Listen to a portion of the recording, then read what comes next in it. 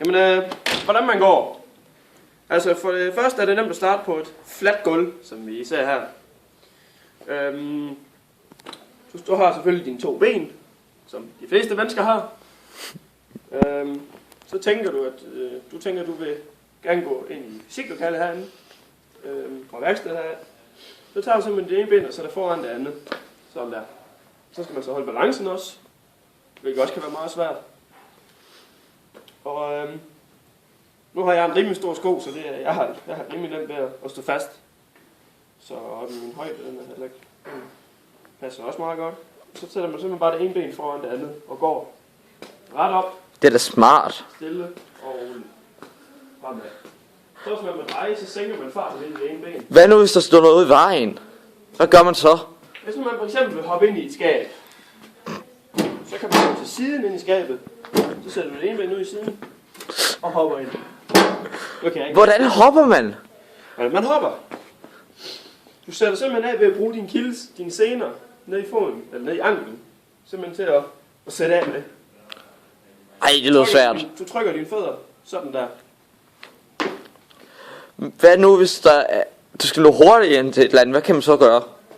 Altså man så godt lige gå herover, så hvis man skal løbe meget hurtigt. Hvis du bare lige skal løbe, så tager du dine arme op, sådan de sidder i. Sådan her. Du kan svinge med dem også. Så når du går, så skal dine arme svinge modsat af, hvad dit ben det gør. Så du simpelthen løber sådan her.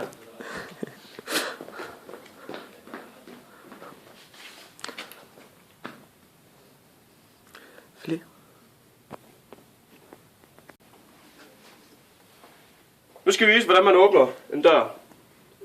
For det første så er døren jo låst her, som I kan se nok her. Så er godt fast inde i karmen.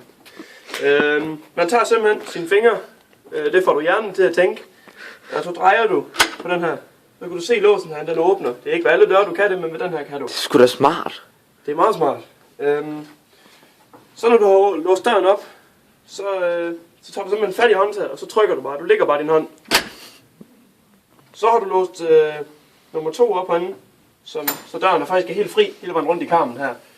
Og så tænker man simpelthen bare, at så trækker du bare. Nej. Så hvis man skal have døren lukket igen, for det er jo meget koldt udenfor, vi skal ikke have alt varme ud hen fra værkstedet af. Så tager man skubber simpelthen enten til døren, man kan skubbe den helt lige bare, eller også kan man tage håndtaget ned og lade være med at skade døren for meget, og gøre sådan der. Så når man så skal låse døren, så bliver det svært. Så skal du hive op i håndtaget. Sådan der. For ellers så kan du ikke dreje den her nede. Nu kan vi lige prøve her. Hvis du låser døren, så kan du ikke dreje den her nu. Så du den der op, så kan du låse den. Så er døren låst igen. Så simpelt er det. Hvad nu hvis der står noget i vejen? Som for eksempel den her. Bliver det så ikke meget sværere? Hvis den her nu står i vejen, den her kæmpe plade her, som er mega tung, så tager man simpelthen fat i pladen og rykker den. Du tager fat herom i hver sin side, løfter den med de kræfter du nu har, sætter den over til et andet sted, hvor den nu kan stå, eller op ad en anden dør. Det er sgu da genialt. Yes. Så tager du simpelthen og drejer igen, trykker ned og hiver op. Lukker igen, hiver op.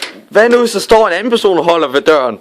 Så slår du den anden person hårdt i hovedet, så han besvimer, og så tager du selv fat i døren og åbner den. Det er sgu da smart. Yes. Hvad nu hvis... Øj.